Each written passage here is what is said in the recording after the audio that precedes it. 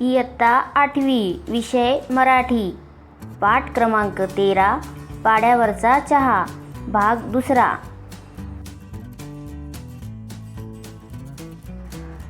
या पाठाच्या पहिल्या भागात आपण पाडा म्हणजे काय आणि हे पाडे कोणत्या ठिकाणी वसलेले आहेत, खोपट्या व त्यांना लागणारे साहित्य, तसेच वारल्यांच्या घराचे वर्णन, पाड्यावरील शुकशुकाट, खोपट्यांच्या आतील दृश्य, तेथील भयान भकास वातावरण यासारखे घटक अभ्यासले. आज आपण पाठाचा उर्वरित भाग अभ्यासणार आहोत.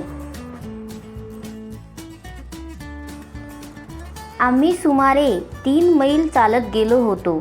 काहीच काम साधले नाही तर उन्हातानातून परत तेवढीच रपेट करावी लागणार होती. मला चहाची फार सवय होती. पुन्हा संजान स्टेशन गाठीपर्यंत घोटभर चहासुद्धा मिळणे शक्य नव्हते. माझा जीव अगदी रडकुंडीला आला. ध्येयावरील निष्ठा व गरीब लोकांबद्दलची तळमळ अविचल असल्यामुळेच मी स्वतःला सावरून घेऊ शकले. कोणीतरी वयस्क माणूस केव्हा तरी भेटेलच, तेव्हा पाहू काय करायचे ते, असा विचार करून कॉम्रेड दळवींनी खजुरीच्या झाडांच्या थोड्या खजुऱ्या गोळा करून आणल्या होत्या. त्या चघळत एका ओट्यावर बसलो. रडकुंडीला येणे म्हणजे मेटाकुटीला येणे.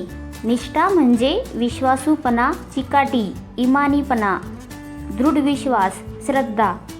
तळमळ म्हणजे उत्कंठा, कळकळ, उत्साह. अविचल म्हणजे ठाम किंवा घट्ट भूमिका घेणारा, न बदलणारा, काहीही झाले तरी स्वतःचे मत न बदलणारा. लेखिका सांगतात, त्या 3 मैल चालत गेल्या होत्या. काम नाही झाले तर पुन्हा तेवढे चालत जावे लागणार होते. लेखिकेला चहा घेण्याची सवय होती आणि संजान स्टेशन येईपर्यंत चहा मिळणे शक्य नव्हते, म्हणून त्यांचा जीव रडकुंडीला आला. परंतु ध्येयावर असणारा त्यांचा दृढ विश्वास आणि गरीब लोकांबद्दलची त्यांना वाटणारी कळकळ याबाबत त्या ठाम होत्या. म्हणूनच त्या स्वतःला सावरू शकल्या.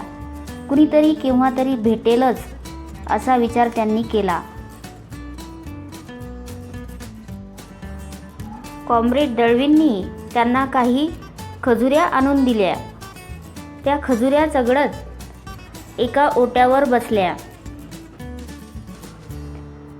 हळूहळू गुरांच्या व बकऱ्यांच्या मागे गेलेल्या मुलांना आम्ही तेथे असल्याची बातमी समजली. बरीच मुले आम्हाला बघण्यासाठी आमच्या भोवती जमा झाली. कोणी हातातल्या काठ्यांवर हनुवट्या ठेवून तर कोणी तशीच उभी राहून नुसती आमच्याकडे टक्कामक्का बघू लागली. घरातली मोठी माणसे कोठे आहेत अशी चौकशी त्यांच्याकडे केल्यावर समजले की गावातली सारी जाणती माणसे एकूण एक जमीन मालकाकडे कामाला गेलेली होती. त्या मुलांपैकी 1-2 समंजस वाटली. त्यांना आम्ही सांगितले, मोठ्या माणसांना जाऊन सांगा की टिटवाळ्याच्या सभेतले लोक आले आहेत. त्यांनी तुम्हाला बोलावलं आहे. त्यांना घेऊनच तुम्ही परत या. त्या मुलांनी आपापसात काहीतरी कुजबूज केली व ती मार्गाला लागली. ती आमचा निरोप पोचवणार की काय करणार आम्हाला काहीच समजले नाही. त्यानंतर बाकीच्या मुलांपैकी बरीचशी पांगली व आम्ही त्यांच्या नजरकैदेतून सुटलो. टकमका बघणे म्हणजे एकसारखे बघणे, जाणती म्हणजे मोठी, समंजस म्हणजे समजूतदार, कुजबूज करणे म्हणजे पुटपुटणे, अगदी हळू बोलणे, पांगणे म्हणजे विखुरणे. गुरांच्या व बकऱ्याच्या मागे असलेल्या मुलांना लेखिका पाड्यावर असल्याची बातमी समजली. बरीच मुले त्यांना बघण्यासाठी त्यांच्या अवतीभोवती जमा झाली व त्यांच्याकडे एकसारखी बघू लागली. घरातील मोठी माणसे कुठे गेलेली आहेत अशी विचारणा केल्यावर लेखिकेला समजले की सर्व माणसे जमीन मालकाकडे कामाला गेलेली आहेत. लेखिकेने त्या मुलांना मोठ्या माणसांना बोलवायला सांगितले. नंतर त्या मुलांचे आपापसात बोलणे झाले व ती निघून गेली. बराच वेळ गेला तरी कोणी येण्याचे चिन्ह दिसेना. त्या भयान जागेत एक एक क्षण आम्हाला तासासारखा भासू लागला. ती मुले जी गेली ती कोठे गेली, कोणाला बोलावून आणणार का तशीच कुठेतरी निघून जाणार, काहीच समजेना. मध्येच उठावे, पुन्हा बसावे, पुन्हा उठावे असे करत आम्ही तिथेच घुटमळत राहिलो. चहाची तलफ जाणवू लागली. दुसरे काहीच करण्यासारखे नसल्यामुळे भूक व तहान तीव्रतेने भासू लागली. मला तर ब्रह्मांड आठवू लागले. मनातली कालवा दडपून जणू विशेष काहीच नाही असे चेहरे करून कॉम्रेड दळवी व मी चिकाटीने वारल्यांच्या येण्याची वाट पाहत बसलो. चिन्ह म्हणजे संकेत, लक्षण किंवा प्रतीक. भयान म्हणजे उजाड, एकाकी, उदास. घुटमळणे म्हणजे रेंगाळणे, अनिश्चितता, तडपणे किंवा बोकलणे. ब्रह्मांड आठवणे म्हणजे असहाय्यतेतून भीती वाटणे. बराच वेळ झाला तरी कुणी येण्याचे लक्षण दिसेना. त्या भयान जागेत एक एक क्षण लेखिकेला व कॉम्रेड दळवींना तासासारखा वाटू लागला. ती मुले कुठे गेली होती, परत येणार की नाही, काहीच समजेना. मध्येच उठणे, बसणे, पुन्हा उठणे आणि बसणे असे करत ते तिथेच रेंगाळत राहिले. लेखिकेला चहाची आठवण येऊ लागली. त्यांच्याकडे वाट पाहण्याशिवाय दुसरे काही काम नसल्यामुळे भूक व तहान याची तीव्रता अधिकच जाणवू लागली. लेखिकेला तर भीती वाटू लागली. विशेष काहीही नाही असे चेहरे करून कॉम्रेड दळवी व लेखिका वारल्यांच्या येण्याची वाट पाहू लागले. कंटाळून नाईलाजाने आम्ही परत जाण्याचा विचार करत होतो. तेवढ्यात आम्ही पाठवलेली मुले व त्यांच्या मागोमाग 2-3 वारली येताना दिसले. त्यांना येताना पाहिले तेव्हा माझ्या जीवात जीव आला. त्यांना लवकर येता आले नाही, कारण मुकादम त्यांना कामावरून जाऊ देईनात. टिटवाळा परिषदेतले लोक आले आहेत हे कळल्यामुळेच मुकादमाशी थोडा तंटा करून ते आले होते. त्यांच्या चेहऱ्यावर कोणतीच भावना दिसत नव्हती. ते अगदी निर्विकार दिसत होते. आमच्या जवळ आल्यावर त्यांनी त्यांच्या पद्धतीने, म्हणजे डाव्या हाताच्या तळव्यावर उजव्या हाताचे कोपरे ठेवून तो नाकापर्यंत उभा धरून नमस्कार केला. आपापसात थोडे बोलले व गावातल्या शाळेत म्हणजे कुडाच्या भिंती असलेल्या एका लांबट चौकोनी झोपडीत आम्हाला घेऊन गेले. ते आमच्याशी काही बोलले नाहीत. आम्ही उभेच होतो. एकाने खोली झाडली तर दुसऱ्याने आमच्यासाठी हातरी टाकली. मी अगदी थकले होते. कुडाला टेकून हातरीवर बसले. इतक्यात वारल्यांनी एक बाज आणली. मी झोपडीबाहेर झाडाखाली बाज टाकण्यास सांगितले. गावातील निदान प्रमुख मंडळींना बोलावून आणण्यास सांगितले, पण हे वारली लवकर जमणे शक्य नव्हते. सारे वारली जागोजाग वेठीला गेलेले होते. त्यांना वर्दी पोचून जमा होईपर्यंत दुपार उलटून जाईल असा अंदाज होता. जे 10-15 जण जमले होते ते हळूहळू कुडापाशी ओळीने बसले. मंडळी जमेपर्यंत काम होणार नाही हे त्यांना माहीत होते. आमच्याशी काय बोलावे ते त्यांना सुचेना. सारे जण जमेपर्यंत वेळ कसा घालवावा हा आमच्या पुढेही प्रश्नच होता. कॉम्रेड दळवी व मी आपसात बोलत होतो. थोडा चहा मिळाला तर प्रयत्न करून पहावा म्हणून मी त्यांच्यापैकी एकाला प्रश्न केला, दादू थोडा चहा मिळेल का, सोय होईल का? चहाचे साधन त्यांच्याजवळ काहीच नव्हते. ते विचारात पडले. एकजण म्हणाला, बाई जेवण करणार का? जेवण करणे चहा करण्यापेक्षा त्यांना सोपे होते.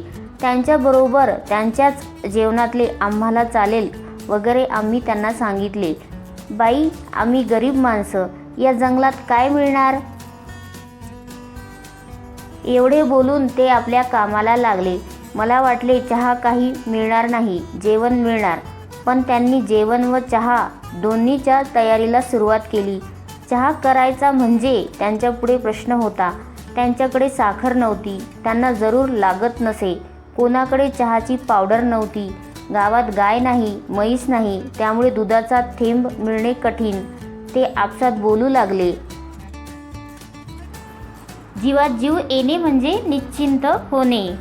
तंटा म्हणजे भांडण. निर्विकार म्हणजे अभिव्यक्त असलेले, भावनाहीन किंवा भावनाशून्य. हातरी म्हणजे चटई. वर्दी म्हणजे निरोप. भावना म्हणजे अभिप्राय, विचार किंवा मनाची प्रतिक्रिया. लेखिका व कॉम्रेड दळवी तेथे बसून बसून कंटाळून गेले. शेवटी त्यांनी परत जाण्याचा विचार केला. तेवढ्यात त्यांनी जी मुले पाठवली होती ती येताना दिसली व त्यांच्यासोबत 2-3 वारलीसुद्धा होते. त्या वारल्यांना पाहून लेखिकेचा जीवात जीव आला. ते लवकर येऊ शकले नाहीत कारण त्यांना तेथील मुकादम काम सोडून जाऊ द्यायला तयार नव्हता. टिटवाळा परिषदेतील लोक आलेले आहेत म्हणून ते मुकादमाशी भांडण करून आले होते. त्यांच्या चेहऱ्यावरून ते भावनाहीन दिसत होते. त्यांनी लेखिका व कॉम्रेड दळवींना त्यांच्या पद्धतीने नमस्कार केला. आपापसात थोडी चर्चा करून ते आम्हाला गावातील शाळेत घेऊन गेले.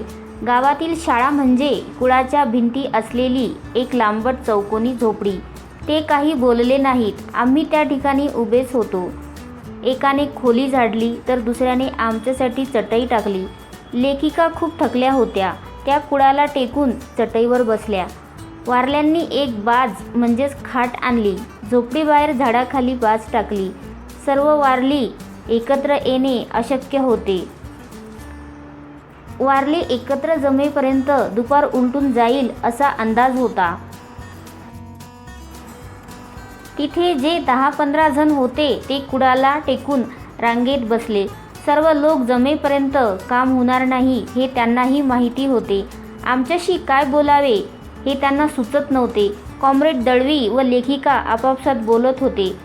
थोडा चहा मिळते का बघूया, लेखिकेने त्यातील एकाला प्रश्न केला. दादू, थोडा चहा मिळेल का, सोय होईल का? परंतु चहाचे कुठल्याही प्रकारचे साधन त्यांच्याकडे नव्हते. ते विचार करू लागले. त्यांच्यापैकी एक जण म्हणाला, बाई जेवण करणार का? कारण चहापेक्षा जेवण बनवणे त्यांना सोपे होते. त्यांच्याबरोबर त्यांच्याच जेवणातले आम्हाला चालेल असे त्यांना सांगितले. आम्ही गरीब माणसे आहोत, या जंगलात काय मिळणार? एवढे बोलून ते कामाला लागले. लेखिकेला वाटले चहा काही मिळणार नाही पण जेवण मिळणार. पण त्यांनी चहा व जेवण दोन्हीची तयारी सुरू केली. चहा करण्यासाठी त्यांच्याकडे साखर नव्हती. कदाचित त्यांना लागत नसेल. चहाची पावडर नव्हती. गावात गाय म्हैस नाही, त्यामुळे दूध मिळणे कठीण. पहिला वारली, चहा कसा करायचा काय र? दुसरा वारली, चहा होय, सोय तर होल, पण साखर कुठं गवसल?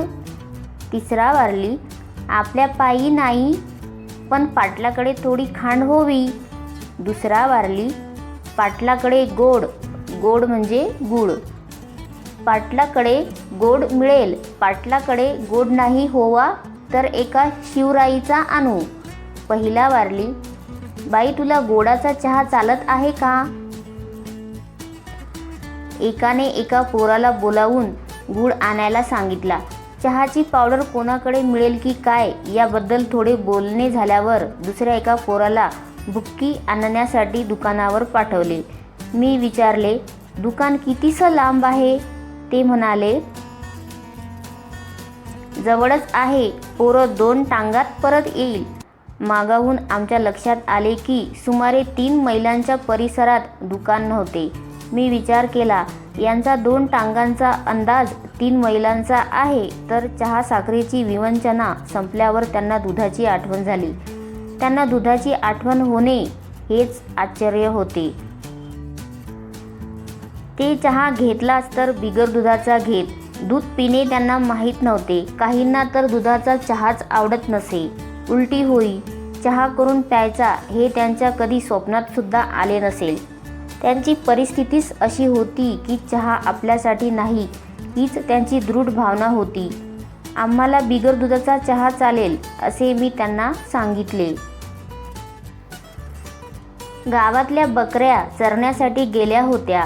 बकरी गवसावयाचे या शब्दात एखादी बकरी शोधून पकडून दूध काढून आणायचे हा सारा अर्थ सामावलेला होता. बकरी गवस एवढ्या शब्दात त्या पोराला सारे समजले व तो त्या कामासाठी निघून गेला. चहाची व्यवस्था झाल्यावर ते जेवणाच्या खटपटीला लागले. जेवण म्हणजे त्यांना ती खटपटच होती. सारी जमवाजमव होऊन चहा तयार होण्यास बराच वेळ लागणार हे ओळखून मी शाळेच्या बाहेर झाडाखाली बाजेवर जाऊन पडले. कॉम्रेड दळवी झाडाखाली हातरी पसरून निजले. आम्ही दोघे अतिशय थकलो होतो. झाडाखाली गार वाऱ्याच्या झुळकीमुळे आम्हाला ताबडतोब झोप लागली. एका पळसाच्या पानावर गूळ, एकावर चहाच्या भुक्कीची पुडी, स्वच्छ पाण्याने भरलेले एक मडके, एक स्वच्छ घासलेला टोप, 3 दगड ठेवून पेटवलेली चूल अशी जय्यत तयारी करून चहा करण्यासाठी वारल्यांनी आम्हाला उठवले. त्यांना वाटले त्यांनी केलेला चहा आम्हाला आवडणार नाही किंवा चालणार नाही. त्यांनी केलेला चहा आम्ही घेऊ असे सांगितल्यावर त्यांना बरे वाटले व एक प्रमुख वारली चहा तयार करण्यासाठी चुलीपुढे सरसावला. काही वारली त्यांच्या भोवती बसले. त्यांनी गळवट पातेले भरून पाणी चुलीवर ठेवले. त्यात होता तेवढा गूळ व चहाची भुक्की टाकली आणि दुधाची वाट पाहत ते बसले. सुमारे अर्ध्या तासाने एका पोराने पळसाच्या पानाच्या द्रोणात बकरीचे दूध आणले. तेही त्या पातेल्यात ओतून ते सारे गरगट पाण्याला थोडा चहाचा रंग येईपर्यंत खळखळा उकळले. सगळ्यांच्या अगोदर पाहुण्यांनी चहा घ्यावा म्हणून प्रथम 2 लहान लहान पितळ्यात चहा ओतला. वारल्यांना आम्ही आमच्याबरोबर चहा घेण्यास सांगितले तेव्हा प्रत्येकाने एक एक पळसाचे पान घेऊन ते द्रोणासारखे वळवून हातात धरले. चहा करणाऱ्याने प्रत्येकाच्या द्रोणात घोटघोट चहा ओतला. अशा प्रकारे आम्हा 10-15 माणसांची चहा पार्टी सर्वांच्या एकत्र येण्याने मोठ्या आनंदात पार पडली. गवसल म्हणजे सापडेल, खांड म्हणजे तुकडा, गोड म्हणजे गूळ, आश्चर्य म्हणजे नवल, खटपट म्हणजे प्रयत्न करणे, गळवट म्हणजे काठोकाठ गळ्यापर्यंत.